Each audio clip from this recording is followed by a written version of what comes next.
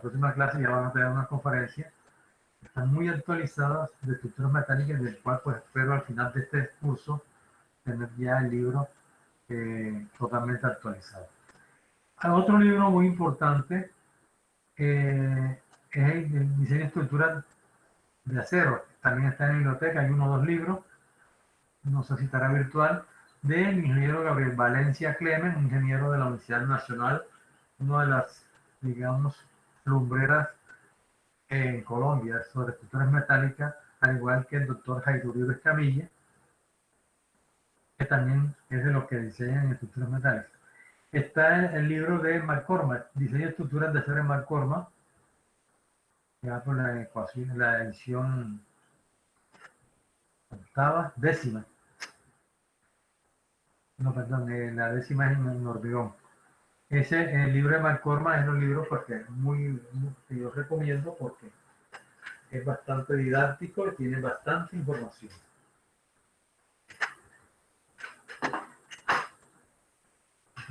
Disculpen.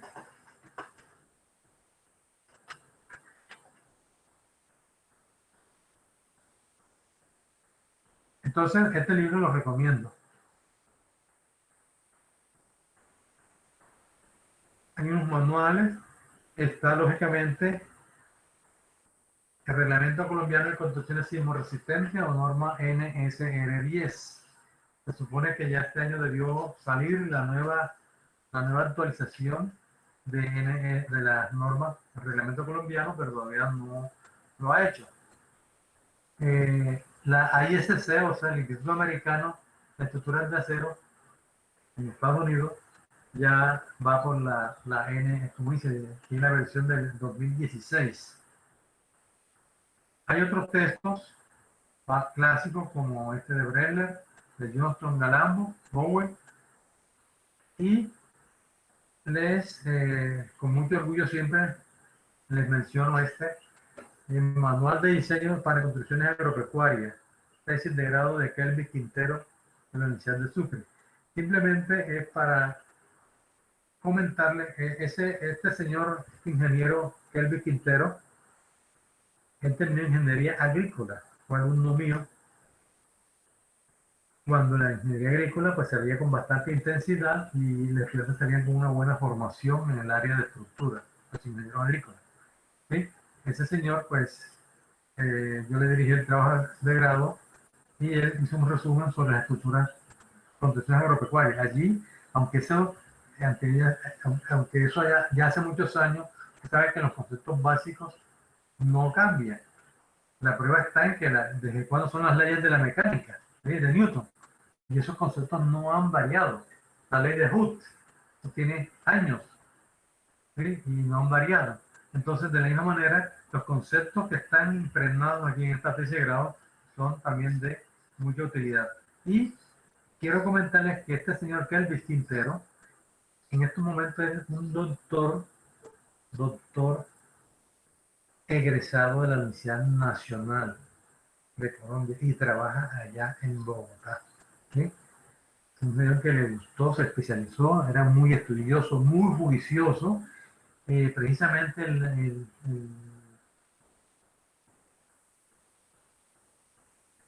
a comienzos de enero, que Ingeniería Agrícola hizo un seminario, lo invitaron a él a que viniera a ofrecer unas conferencias. Doctor Kelvis Quintero. Bueno, entonces, este es el programa, en resumen. A ver, no sé si sobre esto tienen algunas preguntas que hacer. ¿Qué les parece? ¿Les parece suficiente? ¿Muy corto? ¿Alguna sugerencia en particular? Con mucho gusto, ¿sí? Siempre estoy abierto a escuchar sugerencias de mis alumnos, porque nosotros aprendemos mucho de ustedes, ¿sí?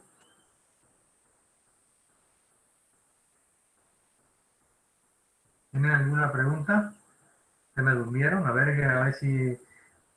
¿Qué dice Marian Pérez Contreras? Marian Pérez, ¿está por allí? Sí, profe, aquí estoy. Cuénteme Profe, del curso, ¿le parece bien? ¿Le falta poquito? ¿Qué sugerencia tiene? no, profe, lo Pero, veo suficientemente completo. Le quería preguntar, era acerca de los talleres. ¿Los talleres se entregan el día que tiene la fecha o trabajaríamos toda una semana para ellos? no, o sea, la fecha que aparece ahí, la fecha límite de entrega. Yo Ah, ok. debo, yo debo colocárselo por lo menos, dependiendo del tipo de taller, por lo menos una semana antes, por lo menos. ¿Sí? Ok, profe, gracias. Hoy mismo les estoy enviando, ya se no es un taller, sino les estoy enviando un... Ah, sí, ahí hay un taller también.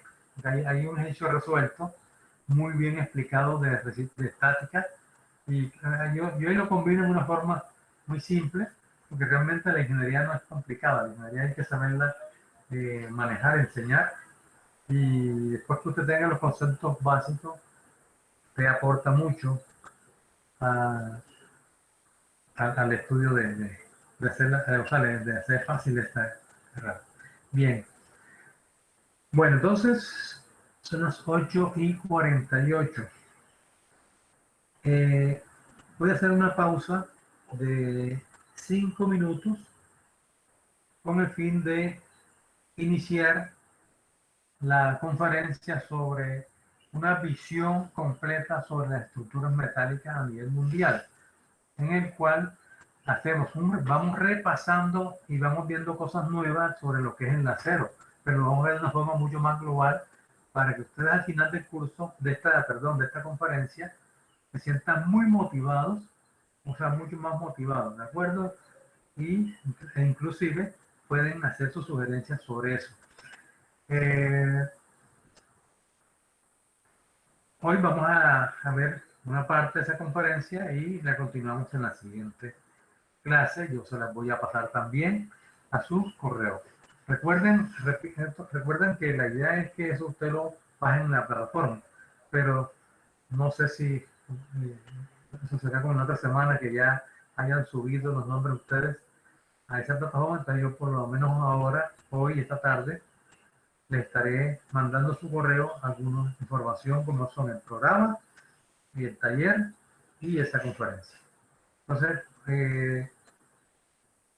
tómense 5 minuticos para tomarse un tintico o desayunar los que se levantaron tarde y ya nos vemos.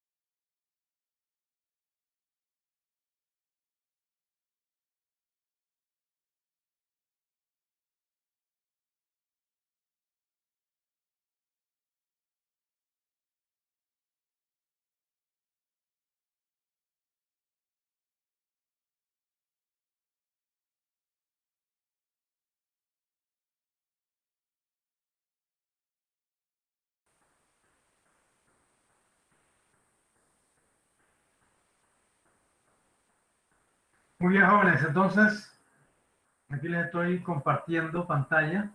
Me están viendo una presentación en PowerPoint, estructuras de acero, un mundo de posibilidades. ¿Sí la están viendo? Sí, pero claro. Sí, Sí, profe. profe. Bueno, muy bien. Entonces, Esta sí la voy a grabar.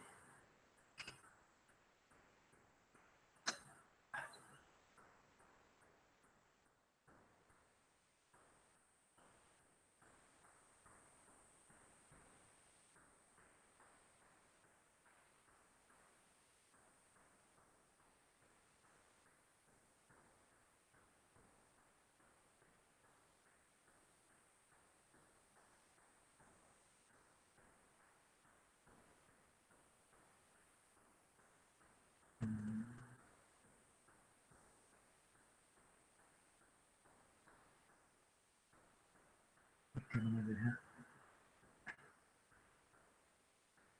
no me deja grabar. ¿Por qué?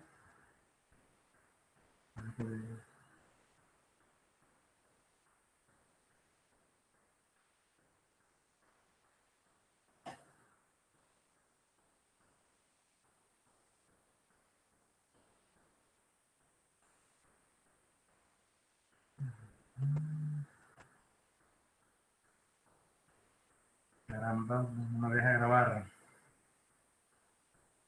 No veo el botoncito para grabar. ¿Por qué?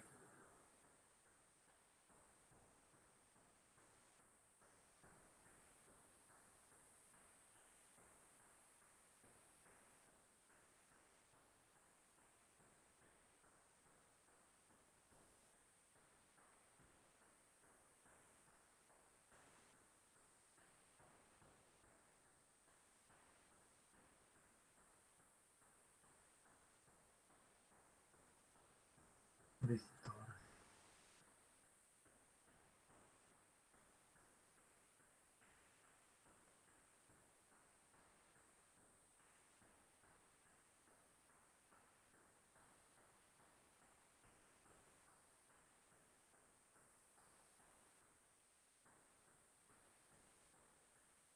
Hay dificultades, no quiere grabar. Bueno, voy a ya resolver estas dificultades técnicas para la próxima. No sé, no quiere.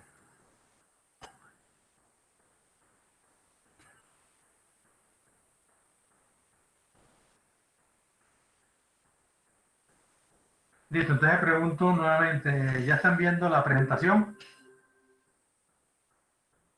Sí, señor. Ok, Eso es. Sí, muy señor. bien. Bueno, entonces en esta primera parte vamos a hacer un recorrido por los diferentes tipos de estructuras y allí pues tendremos la oportunidad de ir avanzando en el estudio. O sea, al finalizar esta presentación, ustedes tendrán una mejor idea y habrán recordado también muchos conceptos. Le he titulado en este caso esta conferencia como las estructuras de acero, un mundo de posibilidades. ¿Sí? Se trata de una visión general sobre las estructuras de acero.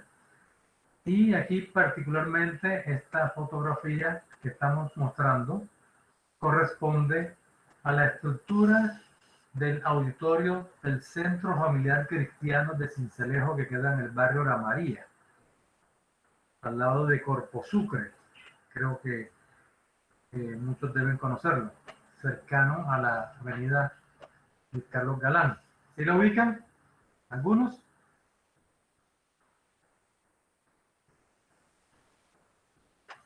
El auditorio del Centro Familiar Cristiano de Sincelejo corresponde precisamente a la iglesia cristiana y fue construido, es un auditorio que tiene capacidad para 1.300 personas. Es el más grande que existe en Sucre y en la región. Sobre todo, no solamente en tamaño, sino en la dotación, en todo lo referente para lo que es presentación, luces, sonido, grabación. Es cerrado, aire acondicionado central, silletería bullonada y cumple con todos los requisitos que tienen que ver con un auditorio para presentar obras teatrales, conferencias en general. Este fue dado al servicio hace 2 años a finales de 2020. Ese auditorio, por la forma que están viendo, aquí esta foto en particular me gusta. Bueno, este edificio que se ve aquí atrás es Corpo Sucre, o sea, el instituto. Enfrente, bueno, aquí todavía no se había terminado. Enfrente está otra aula, que es el aula de Corpo Sucre. Y acá está lo que se llama la Gran Carpa, que forma parte del Centro Familiar Cristiano. Esta Gran Carpa se hizo provisionalmente mientras se construían estos auditorios. Sin embargo, esto se construyó y todavía sigue funcionando. Esta carpa tiene capacidad para 3.000 personas. Y en un futuro no muy lejano, quizá en 10 años, es posible que tengamos nuevamente Sincelejo con el auditorio. O sea, se va a quitar esta carpa para crear un auditorio con esa capacidad de 3.000 personas. Bien, pero a nosotros qué nos interesa desde el punto de vista de nuestra asignatura, pues que la estructura básica es una estructura a base de acero, ¿sí? Es una estructura metálica y combina los dos sistemas estructurales que más se conocen, que es el sistema estructural de pórticos y el sistema estructural de armadura. Pórticos y armadura. Sistemas estructurales. Además de los sistemas estructurales de muros, perdón, además de los sistemas estructurales de pórticos y sistemas estructurales de armadura, existen los muros, estos sistemas estructurales de muros, ya sean muros de concreto o sean muros de mampostería estructural. Que digamos que serían los tres sistemas estructurales más conocidos. Yo quiero que alguno de ustedes me diga qué diferencia hay entre un sistema estructural de pórtico y uno de armadura. O más concretamente, ¿qué es un pórtico o en qué se diferencia un pórtico de una armadura? ¿En qué se diferencia un pórtico de una armadura? En cómo trabajan las fuerzas sobre la estructura. En el pórtico las fuerzas trabajan a compresión y a cortante, creo que sí. No me acuerdo, lo hice el trabajo, pero no me acuerdo todavía porque no he repasado. Sigue, ahí ha dicho algunas cosas bien. Cuéntanos, ¿qué más? Y en las armaduras trabajan no, ¿cómo es que? En las armaduras trabajan a tensión y a compresión, y en los pórticos trabajan a flexión y a cortante. Perfecto, perfecto. ¿Y qué nos garantiza? ¿Cómo es tu nombre? Que no te estoy viendo, Lorenzo Vergara, profesor. Lorenzo. ¿Qué, dónde está la diferencia o por qué en comportamiento entre una armadura y un pórtico? ¿Qué es lo que la diferencia en sí? Desde el ¿Cómo? punto de vista del armado. Miren, por ejemplo, el pórtico, miren que casualmente el ejemplo es espectacular porque son los pórticos están en amarillo y la armadura está en negro. Miren la formación de los pórticos, los elementos que lo componen, y miren las armaduras, los elementos que lo componen, cómo están dispuestos. A ver, entonces, ¿alguien más quiere aportar a la pregunta, diferencia entre pórticos y armaduras?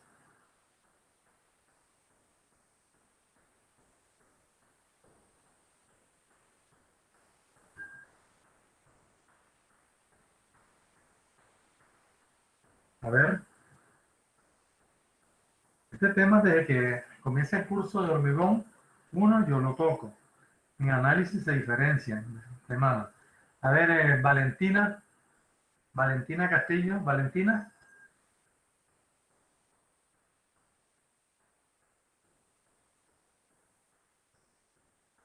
Valentina aparece aquí que está activa.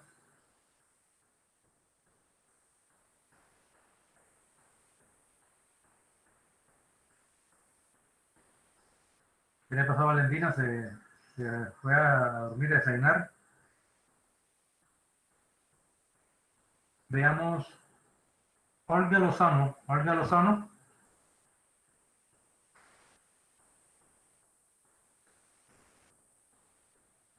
Olga.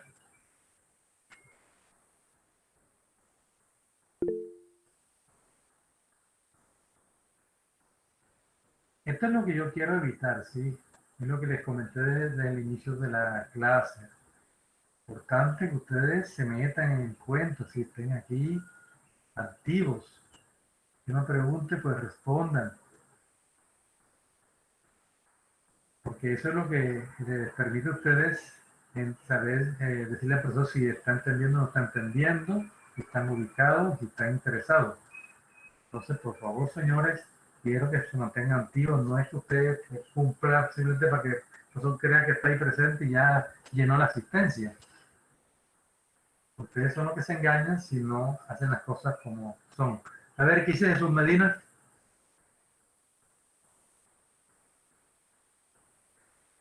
Sí, profe. Cuénteme qué la pregunta, ¿qué se diferencia una armadura de un pórtico?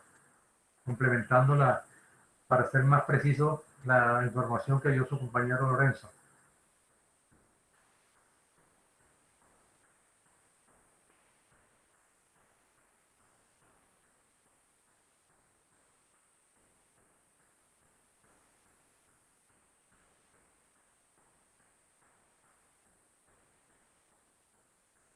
¿No dice nada? ¿Qué dice Natalia Andrea?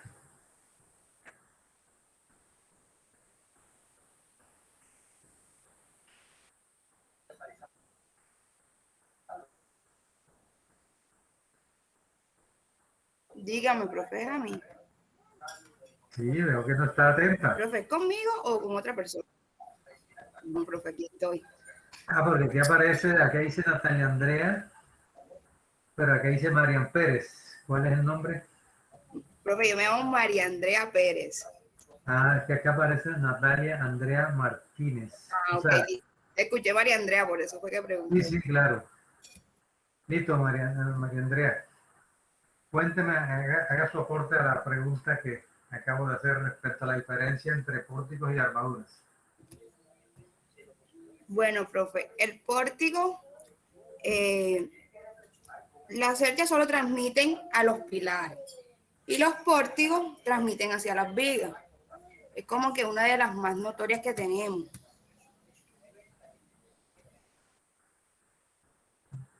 Bueno, ¿quién más quiere aportar? A ver, para ser más preciso. Estos son los conceptos en los cuales nosotros no podemos titubear. ¿Vieron?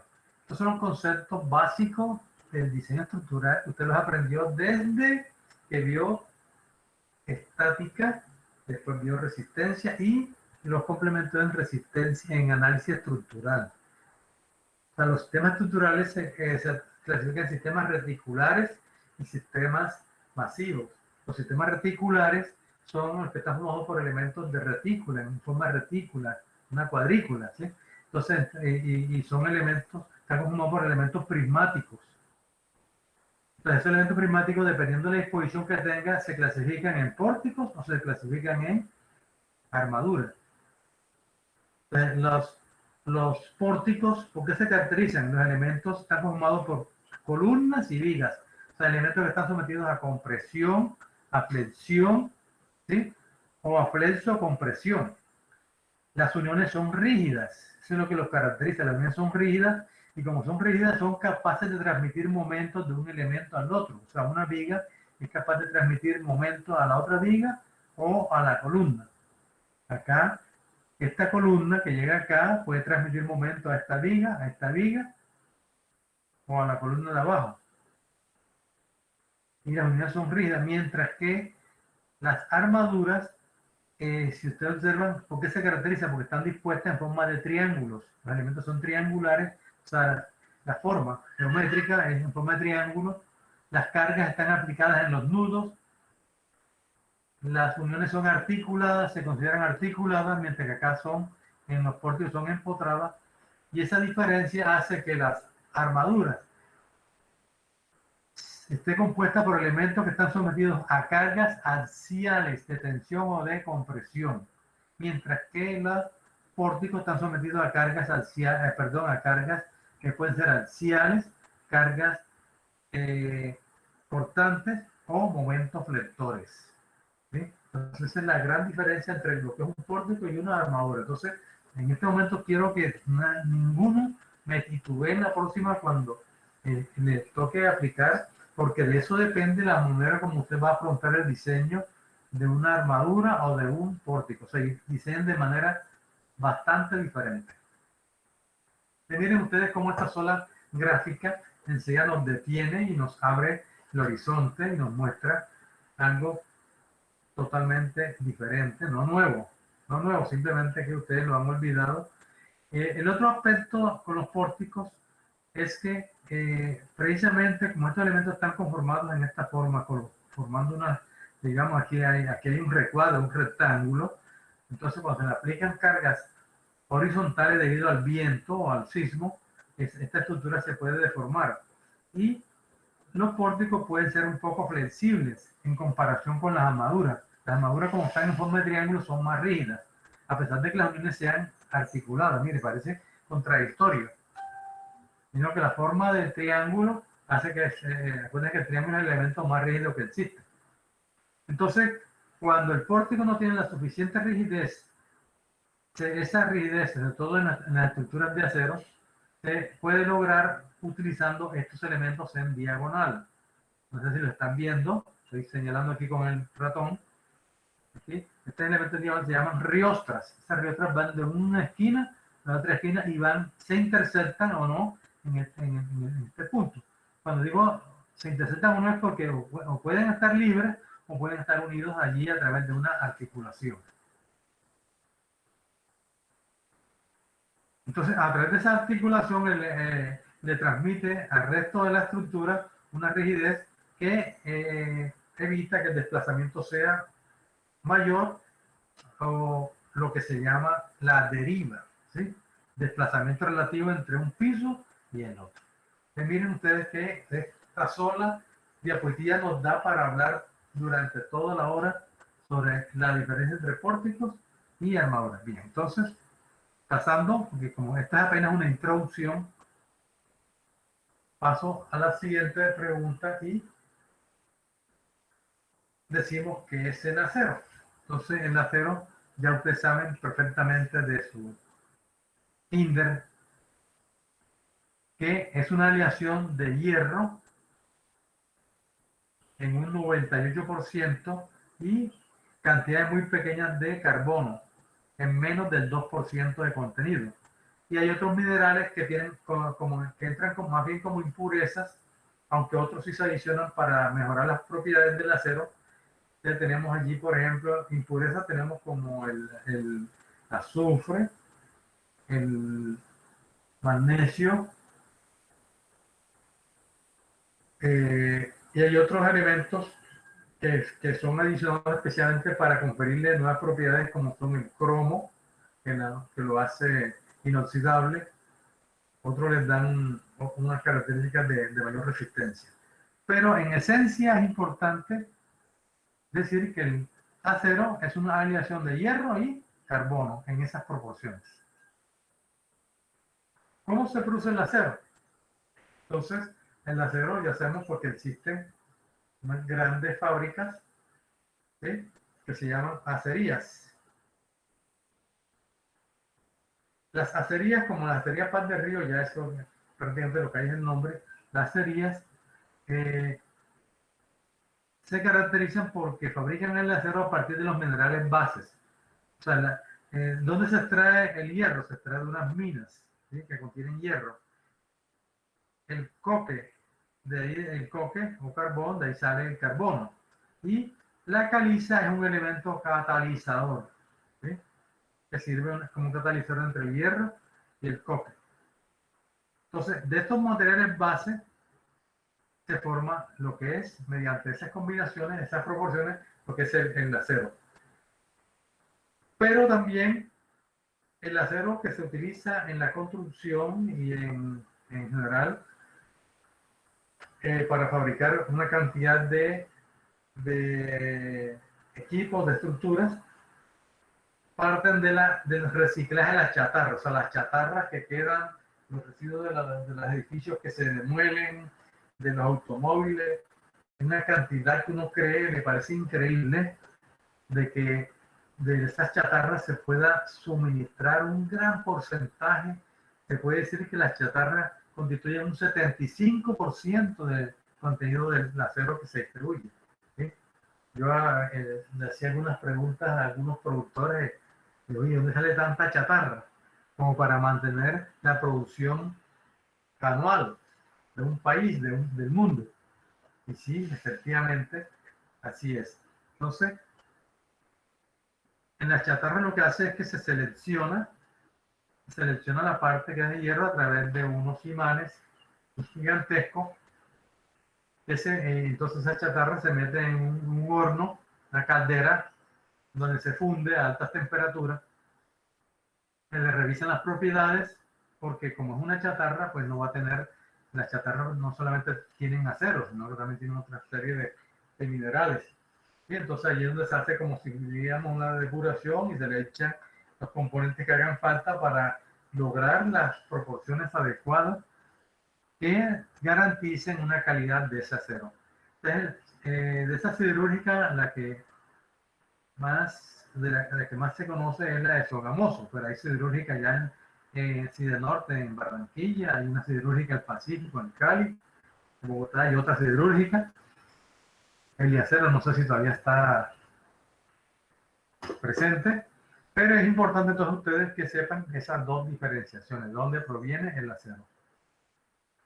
Bien, y esta curvita, la curvita que más me gusta de toda la ingeniería, ¿sí?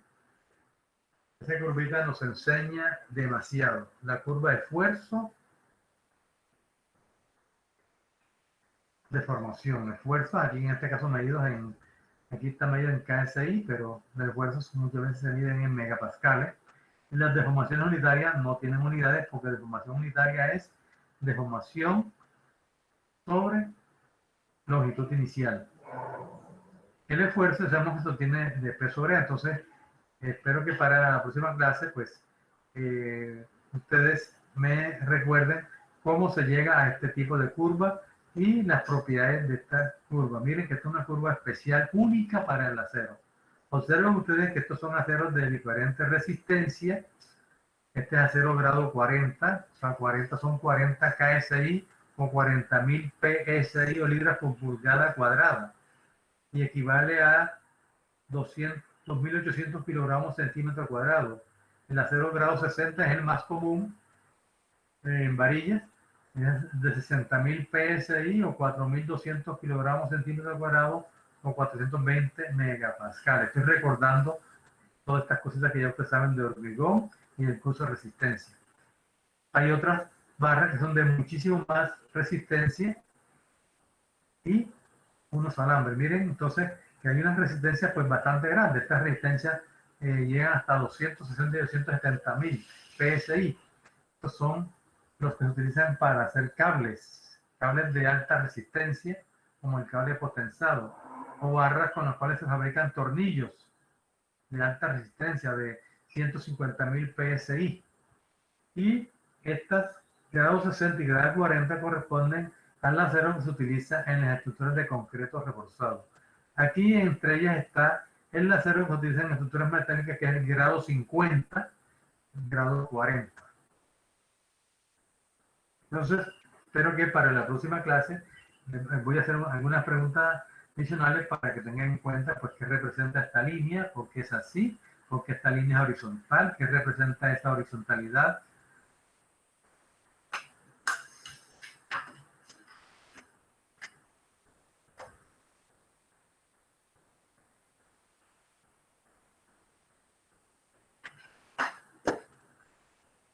Bien, a manera de ejemplo, para que veamos las cosas más prácticas, entonces tenemos dentro de esos aceros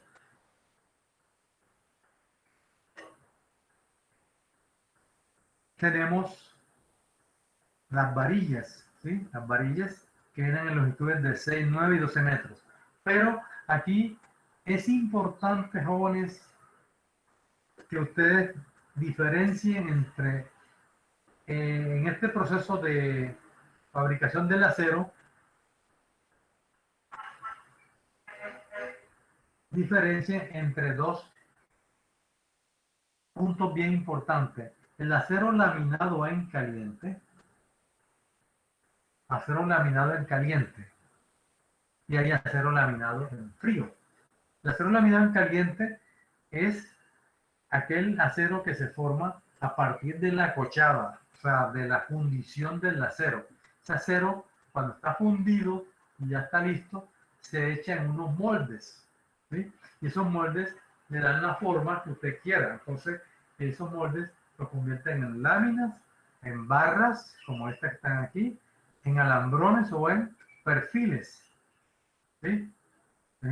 Esos son aceros que cuando ya quedan listos, forman lo que se llaman perfiles. Y por eso se llamarán perfiles laminados en caliente, porque el proceso es que ya viene, que después que lo fundió o generó el acero, los echa en unos moldes dándole esa forma.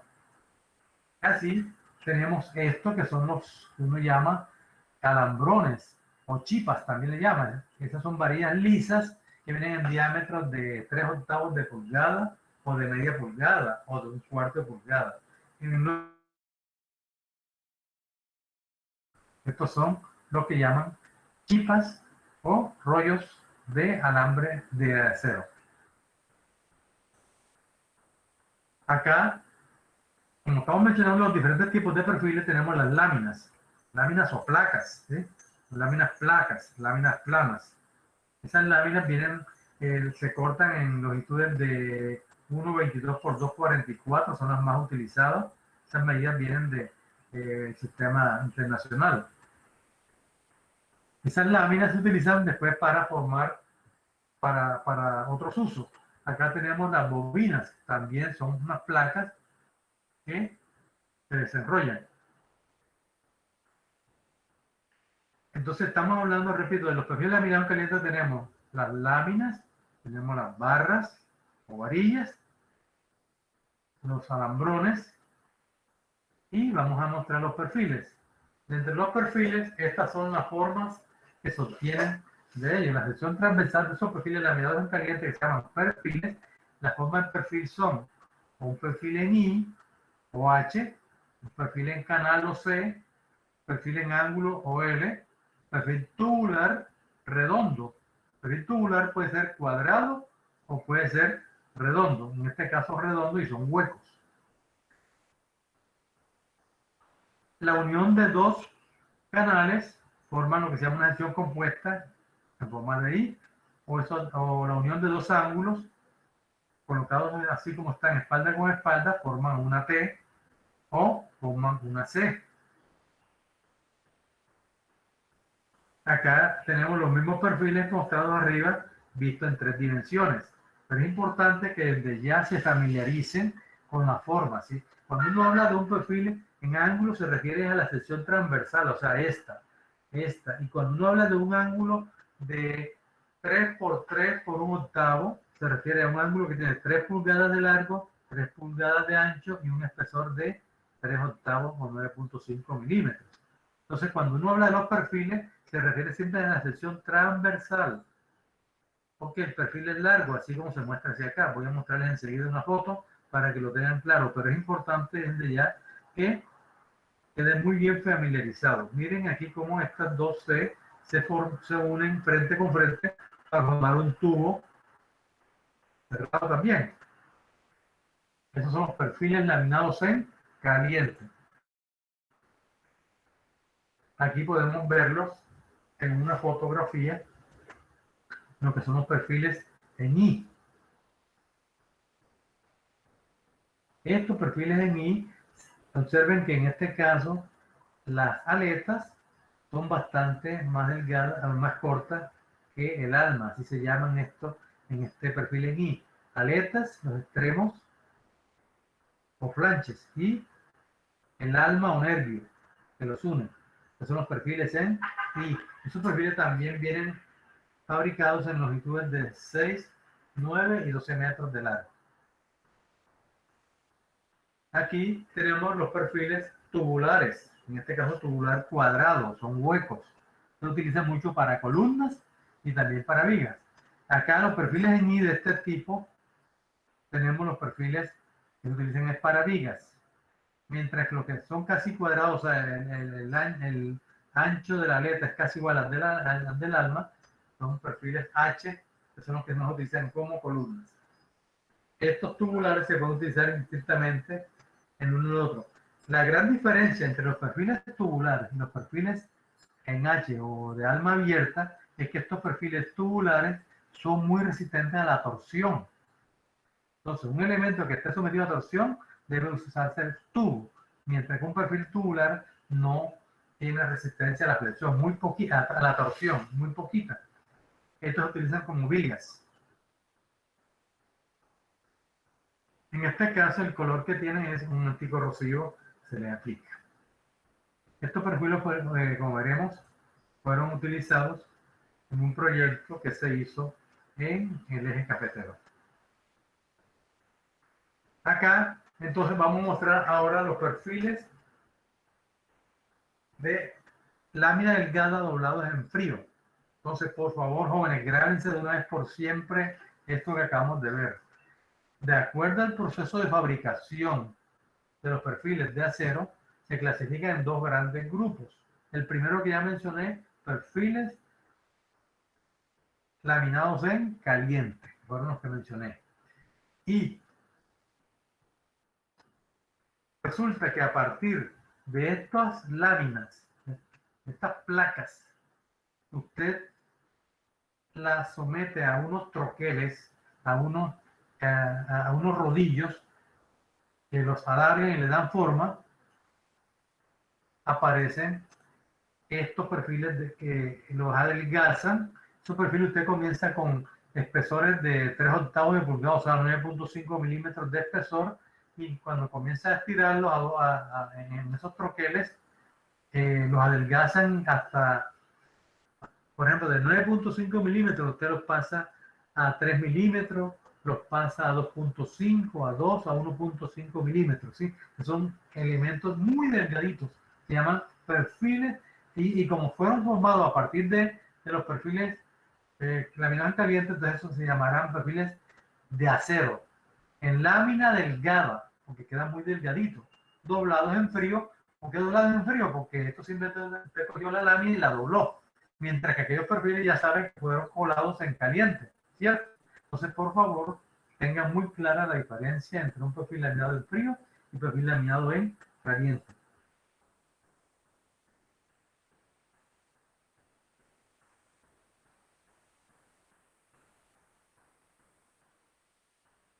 ¿Alguna pregunta aquí en cuanto a esos perfiles? ¿Qué uso creen ustedes que tienen estos perfiles laminados en frío y qué uso tendrían los perfiles laminados en caliente? A ver, por la forma y de pronto lo que han visto, ¿qué respuesta me pueden dar a esa pregunta? ¿Pero dónde se usan uno y dónde se usan otros? Pues, profesor, yo en lo personal he visto a los laminados en frío en cubiertas para, por ejemplo, un tejado, una cuestión así, o las cosas que, puedo decir que las vigas en donde va amarrada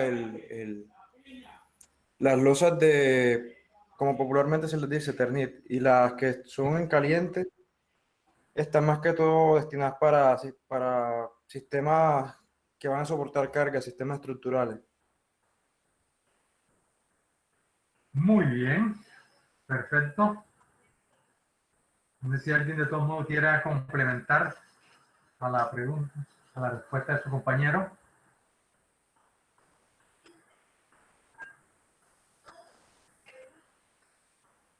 Bien, entonces los perfiles laminados en frío, tal como dijo su compañero, como son mucho más livianos, más sencillos, pues uno entiende por lógica que son menos resistentes, ¿cierto? Entonces, estos perfiles se utilizan en estructuras livianas como la de las cubiertas de techo. Es donde más se utilizan estos perfiles. Perfiles en cajón, que son soldados frente con frente, y perfiles C, que traen este elemento que es un atizador o un rigidizador. Vienen en C o en Z. Y los de sección compuesta pueden venir en forma de cajón o por conveniencia pueden venir en forma de una I. Aquí está, esta es la típica forma de un perfil en C. Son perfiles doblados en frío. ¿Ustedes creen que los perfiles, cuando usted tiene un perfil laminado en caliente, una lámina, y la dobla en esta forma, sus propiedades se cambian? ¿Ustedes creen que cuando el perfil se dobla en frío, sus propiedades cambiarán con respecto a las del acero laminado en caliente?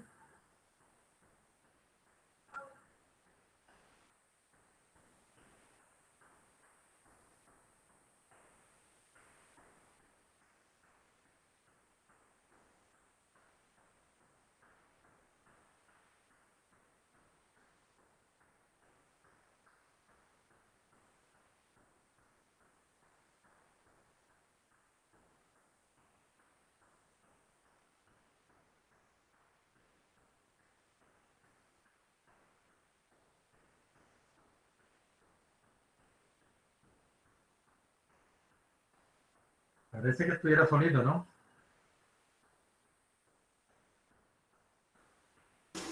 Hombre, profe. Díganme, a ver, ¿quién quiere intervenir?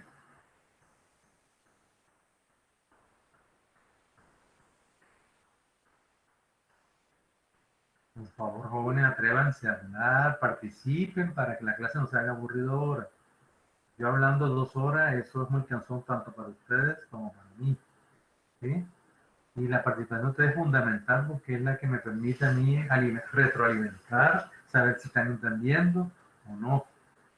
Entonces, contesten, así digan una variedad, estamos aquí para aprender. ¿De acuerdo? Profe, Sí. bueno, en mi opinión, los perfiles que son laminados en caliente mantienen las propiedades Profe, físicas de los materiales. En cambio, que aquellos que son laminados en frío están expuestos a esfuerzos mecánicos que pueden modificar la resistencia física del mismo, ¿Y sea por cómo creo que microfisuramiento. me repite, por favor, disculpe que lo interrumpí? Uno, uno de los, ¿cómo se llama?, de los efectos de la manipulación de los metales en frío es que se pueden presentar microfisuramientos en el material, lo que reduce la resistencia del mismo, o modifica la cualidad. Muy bien. ¿Quién? Parece que Gisela era la que iba a intervenir también.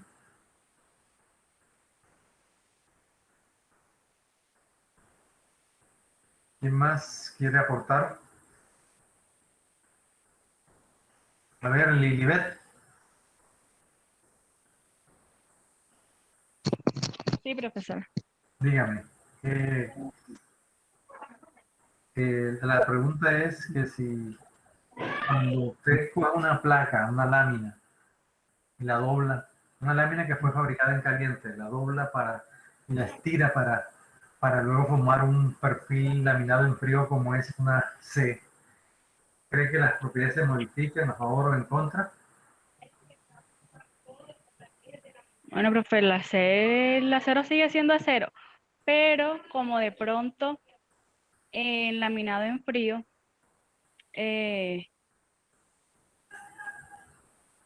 digo yo que se cristaliza de pronto debido a que hay un cambio de temperatura,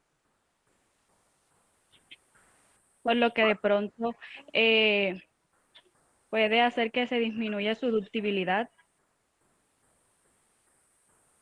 creo yo.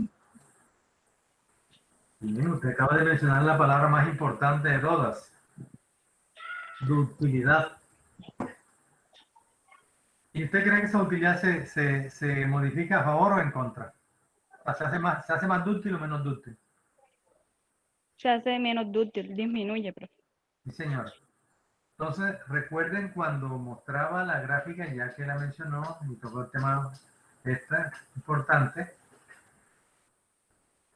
¿Están viendo la gráfica de fuerza de formación?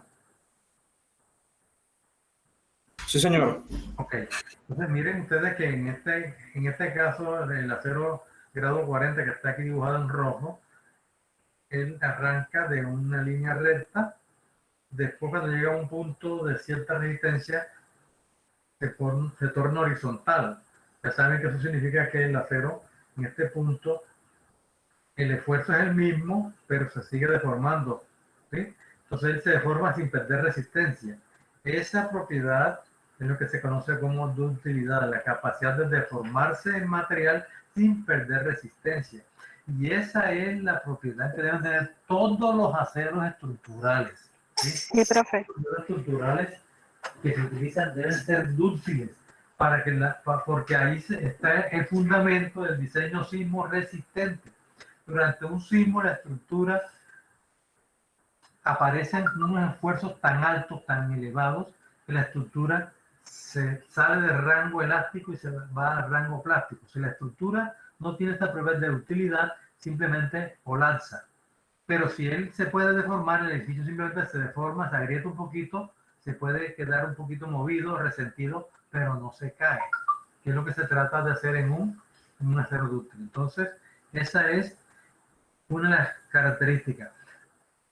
Pero volviendo, bueno, un momentico, pero volviendo, y aquí estamos ya reponiendo parte de lo que les dije que leyera, resulta que cuando usted estira un acero en frío, lo que hace es que lo lleva por este rango y después que pasa por acá, el elemento se estira, ¿sí? Y adquiere mayor resistencia. Entonces, el acero estirado en frío, él adquiere un poquito de más resistencia. Por ejemplo, un acero de 420 megapascales puede llegar perfectamente a 500, pero pierde utilidad. Entonces, el elemento hace esto así, y a perder utilidad es un acero que se vuelve frágil. Entonces, esos aceros doblados en frío utilizan es para más que todo, como refuerzo de fraguado, para evitar la retracción en el concreto. Ahí salen las famosas mallas electrosoldadas. Las mallas electrosoldadas se utilizan es para refuerzo por temperatura, aunque se utilizan en algunas estructuras, pero en forma que ya están prohibidas, ¿sí? Están prohibidas utilizar esos muros estructurales que se están usando mallas electrosoldadas. Pero se utilizan, sí, tienen su uso. ¿Qué es lo que ocurre?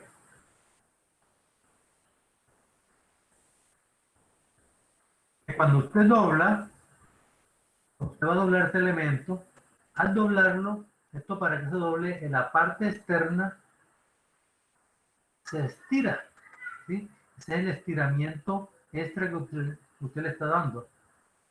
Entonces, las propiedades de estos elementos son menos dúctiles que los aceros laminados en caliente. Ojo con eso, oídos, y graben muy bien, tomen nota, porque esta es la esencia de la ingeniería. Yo aquí no voy a enseñar nada del otro mundo, porque ya todas estas cosas las hemos venido diciendo del curso de resistencia a materiales, el curso de hormigón, el curso de análisis, y ahora lo volvemos a repetir en el curso de estructuras metálicas. Pero si usted no tiene en cuenta estas propiedades, no tiene criterio para en un momento dado tomar decisiones entre usar un perfil o usar el otro. Y finalmente, cabe mencionar que estos perfiles laminados en frío se utilizan, como dijimos, para estructuras livianas. Entonces aquí, por ejemplo, se ha tomado este perfil en sencillo, se ha unido con otro y se sueldan cada tantos centímetros para formar un perfil en cajón, lo que uno llama una sección compuesta. Lógicamente que este perfil doble es mucho más eficiente que un perfil en C. Un perfil en C, cuando se somete a fuerzas de compresión o fuerzas de flexión, no tiene resistencia torsional. Si se tuerce, se ladea. Para evitar eso, se utiliza en forma de cajón. Estos elementos se sueldan por ejemplo, se sueldan cada 25 centímetros, ¿sí? Para formar estos cajones. Pero deben ser usados con mucha prudencia, porque actualmente muchos constructores desconocen el comportamiento de estos aceros, de pronto guiados por los soldadores con alta experiencia, entre comillas. Pues, bueno, ellos tienen alta experiencia, pero no tienen el conocimiento para entender el comportamiento, y entonces utilizan estas estructuras en ciertos elementos y las estructuras pueden fallar, simplemente porque ellos no entienden el comportamiento de esos aceros, que estas estructuras son más livianas. Eso es algo muy positivo, pero asimismo son menos resistentes. Entonces hay que saberlas utilizar, hay que hacer los diseños. Para eso están los ingenieros, para que hagan los diseños de esas estructuras livianas. Aquí, por ejemplo, se puede mostrar como de una forma muy sensata, con mucho ingenio, se utilizaron estos perfiles para formar un entrepiso liviano de una casa de 2 pisos que se hizo allí en la calle del 7 de agosto, en la esquina que va hacia La Palma. Entonces, ahí hay un edificio al lado de la tienda de 3 pisos. Eso es una situación muy especial, pero hay que hacerlo con mucha prudencia, hay que hacer un análisis con mucho cuidado. Y estas varillitas que ustedes alcanzan a ver aquí son unas varillas de acero que tienen como función que cuando usted funda el concreto sobre ellas, queden íntimamente unidas y trabajen de una forma compuesta. Si usted eso no lo hace, esa estructura no tiene la unión. Y si no se une el concreto con el acero, esa estructura se convierte en un diafragma flexible. Si es flexible, no tiene capacidad de soportar fuerzas horizontales y puede fallar facilito. Entonces, estos conectores de cortante tienen como función el acero con el concreto, el acero que va en la losa, con el concreto forman lo que se llama una sección compuesta de alta resistencia y que esto trabaja como un diafragma rígido. Quiero dejarles como investigación, que eso lo aprendieron en el curso de análisis,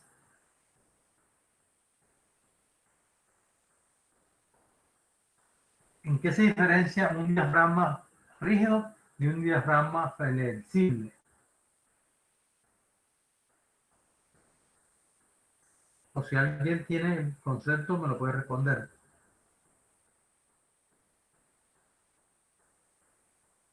Este concepto, esta pregunta que le estoy haciendo, es súper importante porque de ahí se basa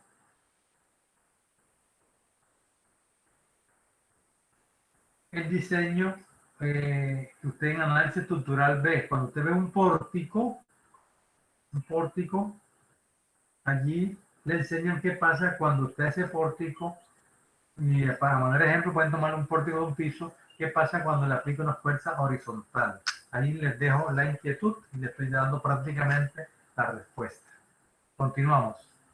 Fíjense ustedes la importancia de esta primera clase que estoy dando. O sea, esta clase es una clase que es supremamente avanzada. O sea, es un curso de posgrado. Porque ahí es donde se entra a ver de aplicación con más detalle. Bien, entonces, con el fin de ir acotando y diferenciando, conociendo un poquito más sobre lo que es una armadura y lo que es un pórtico, vamos a mostrarles entonces sistemas estructurales de acero. Entonces, lo primero es armaduras de acero y los otros son los pórticos, ¿cierto? Entonces, las armaduras de acero, aquí tenemos un ejemplo de una armadura de acero. Me gusta mostrarla porque esta armadura de acero es de un estadio y miren que el soporte principal es un arco que va de un extremo al otro, en el lado largo del estadio. Entonces, ¿qué largo creen que puede tener esa cercha? ¿Cuál puede ser la luz de esa cercha? A ver, ¿cuántos metros tendrá de este punto al otro punto? Teniendo en cuenta lo que es un estadio de fútbol, por ejemplo. ¿Cuántos metros le ponen ustedes?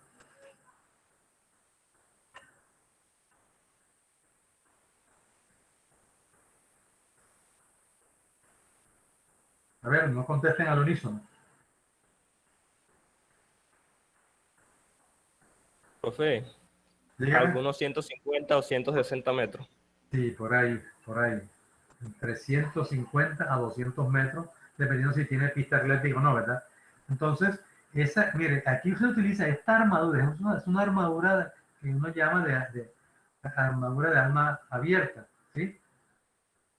Y mire que arranca de un puntico muy pequeñito que conforma una articulación. Estas estructuras deben ser articuladas, no pueden ser empotradas. ¿Por qué? Porque esta estructura, como es tan grande y está soportando una estructura liviana sometida a fuertes cargas de viento, ella debe ser capaz de moverse un poquito. Y si este elemento es un empotramiento, a lo mejor revienta, agrieta, daña la estructura. Entonces, el elemento más adecuado en este caso es una articulación. Entonces, una articulación de este lado y una articulación del otro lado. Es lo que se llama un arco biarticulado, con 2 articulaciones. Entonces, ya se imaginan ustedes esa cerchita de 200 metros de luz. Y esta otra, pues a manera de ejemplo, las Olimpiadas, pues, ya se pueden imaginar las, pues ya un poquito más complejas. Pero en esencia, internamente son lo mismo.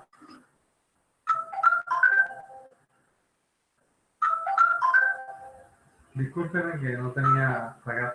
Te vuelvo a llamar de allá en media horita, estoy en una reunión. Aquí me cogió la sorpresa y no tenía apagado esto.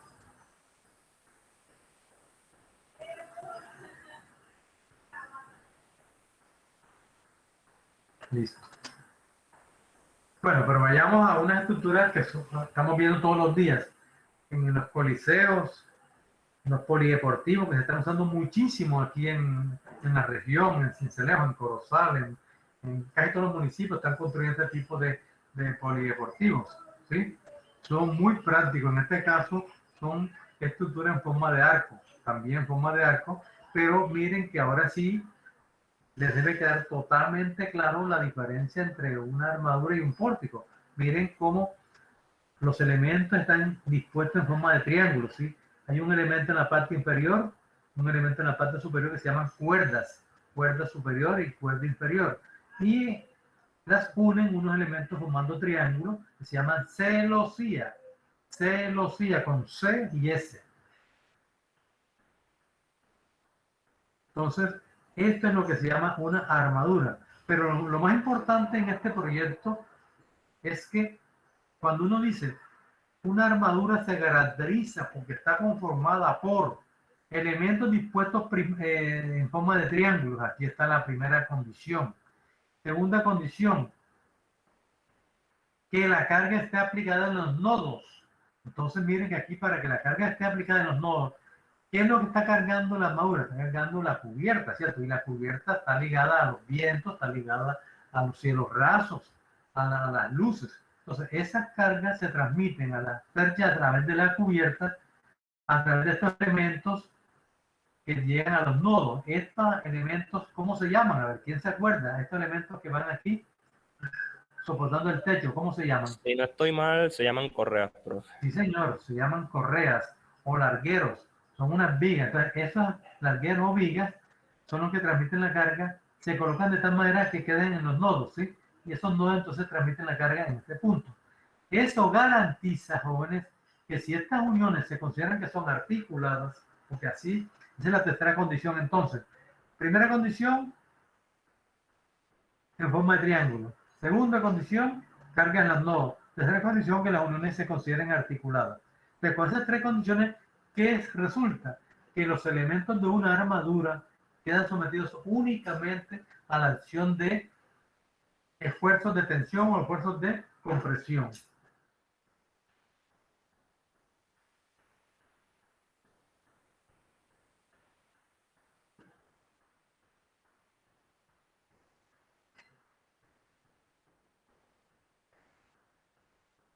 Entonces aquí ya saben entonces cómo se logra que esas cargas estén aplicadas. ¿No? Entonces depende de la separación que usted pueda colocar entre las correas.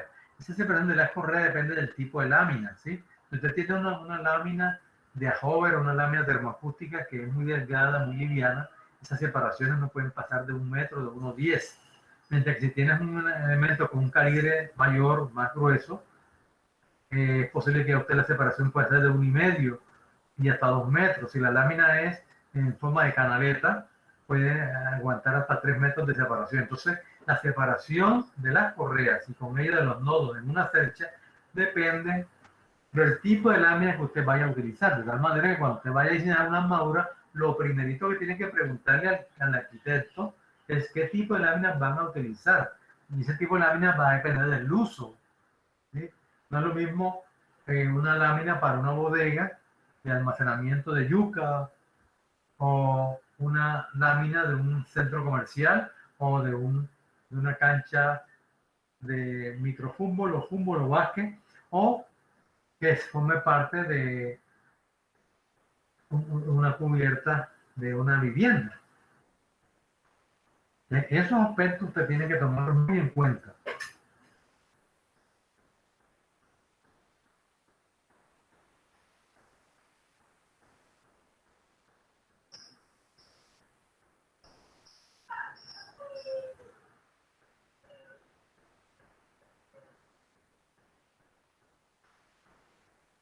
¿Queda claro entonces el uso de las armaduras de techo? Las armaduras de techo, cuando se llaman de techo, cuando son para techo, se llaman cerchas también. Entonces, la palabra cercha es una armadura que se utiliza para techo. Es el nombre típico, pero el término general es armadura, porque las armaduras no solamente son para techo, sino pueden ser armaduras para puentes. Bien, aquí tenemos la misma foto, pero acá quiero resaltar un detalle bien importante de esa armadura, es el apoyo. Sí, en este caso, por la forma que tiene la estructura de cubierta, el uso que tiene de un polideportivo bien elegante, ese polideportivo es en la ciudad de Bucaramanga, en la Universidad Autónoma de Bucaramanga, la UNAP, ¿sí? Entonces, eso lo tienen con buen mantenimiento, ahí hacen campeonatos departamentales, regionales de básquet, entonces, o de voleibol. Está muy bien. Ustedes miren el diseño que tiene, y por esa razón estas estructuras tienen que tener aquí. Muchas veces, como la que vemos nosotros acá en nuestras canchas, la armadura sobrepasa la columna y le queda un alero. Pero para este diseño debe quedar ok. Entonces, ese elemento en el cual se soporta, que es una salida, un pequeño volancito que tiene la columna de concreto, se llama ménsula. La ménsula es un voladizo, pero que no se comporta como voladizo, o sea, no se diseña como un voladizo. Entonces, desde ya estoy haciendo la diferenciación, tienen que tener mucho cuidadito que me vayan a colocar una ménsula y la diseñen como si fuera un voladizo porque se les cae. Adelante, cuando haya oportunidad de volver al tema, podemos entrar en detalle. Bien, y aquí vamos a mostrarles ya de cerca lo que es un plano de una armadura. Ese plano que está aquí es nada más y nada menos que el que les mostré en la primera filmina, ¿sí? Son las armaduras de techo que se utilizaron en el Centro Familiar Cristiano de Sincelejo, que tienen una luz de 30 metros, o sea, la distancia entre este apoyo son 30 metros, la altura de esta columna son 12 metros acá, y acá alcanzan a 9 metros. En la parte más alta, la forma es así, para que se adapte al diagrama de aumentos. Aquí alcanza en algunas partes hasta 3 metros de altura y terminan acá en 1,5 metros. Entonces miren ustedes la forma que tiene, forma está dispuesta. El dibujo muestra claramente que estos punticos son las correas y arriba está la cubierta. Entonces eso es lo que uno tiene que cuidarse para que la armadura se comporte de forma adecuada. Acá, a manera de diferenciación, tenemos un pórtico, un pequeño pórtico, que tiene unas riostras. Ya sabemos, pues, les dije al comienzo para qué son las riostras. Bien, acerquémonos un poquito más para conocer de dónde salen esas cerchas. Entonces, esta es la planta estructural de ese coliseo, de ese auditorio que les mostraba, que tiene capacidad para 1.300 personas. Aquí están agrupadas con sus pasillos, sus separaciones. Acá está el púlpito, en este caso la parte donde se hacen las presentaciones, ¿sí? La forma es un poquito irregular por el lote, pero las cerchas van en esta dirección. Aquí una ampliación para que vean un poco mejor. Y entonces miren ustedes que este es un espacio totalmente libre, ¿cierto? Aquí pues nadie podría pensar en colocar una columna en este punto. Entonces, esos espacios grandes se logran gracias a las estructuras metálicas. Y pensar en hacer una viga de 30 metros de largo, pues es una locura, aunque sí las hay, lógico. Pues ya se vuelven monumentos, pero no son económicos. Entonces, volviendo a la estructura, miren acá, miren la planta y miren acá la estructura. Entonces, aquí van las cerchas. Las cerchas en este caso van en esta dirección, las cerchas principales van de un extremo al otro, por eso decía de 30 metros de largo, es lo que mostraba. Aquí se ven las correas claramente ubicadas, ¿sí? Transversales, apoyadas de nudo a nodo. Esta es una vista inferior de una de esas cerchas, ¿sí? Aquí se puede ver claramente, y esto es lo que yo quiero que ustedes bundan. Por esa razón uno tiene que mirar, conocer, visitar. Cuando estén vayan ya ahora tienen que pensar como ingenieros. Cuando ustedes van a visitar a veces un partido de fútbol, de béisbol, a un centro polideportivo, a una bodega, al Éxito, aquí en Celejo. Ya uno tiene que ir mirando para arriba también para ver este tipo de estructura, para formarse una idea, porque las estructuras son, como decía, un mundo de posibilidades, ¿sí? El acero, sí señor, usted solo lo limita a la imaginación suya. Entonces, en las estructuras bien organizadas, bien diseñadas, permiten hacer luces grandísimas, son mucho más eficientes que una viga de concreto. Entonces aquí, por ejemplo, en esta cercha, como esta cercha es bastante alta, alcanza los 3 metros de altura en la parte más grande, entonces, para que no se pandee, se le colocan, para que no se mueva, se le colocan estos elementos en diagonal que se llaman contraventeos. Esos elementos también trabajan a tensión o trabajan a compresión axialmente. Y tenemos todavía también otros elementos, unos cables, unas guayas que van en diagonal de una cercha a la otra. Se llaman también contraventeos. Estas básicamente se llaman riostras y estos se llaman contraventeos. Y además de eso hay unos elementos perpendiculares de correa a correa, estos que se ven aquí, se llaman tensores. Entonces, cumplen funciones diferentes.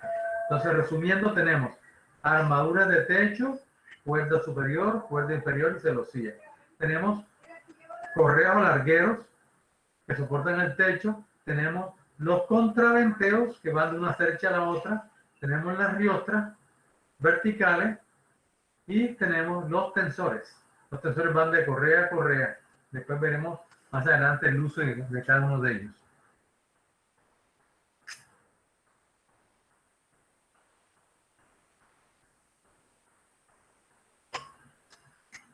¿Cómo estamos de tiempo? Son las 10. Se nos acabó el tiempo. Listo, jóvenes. Entonces,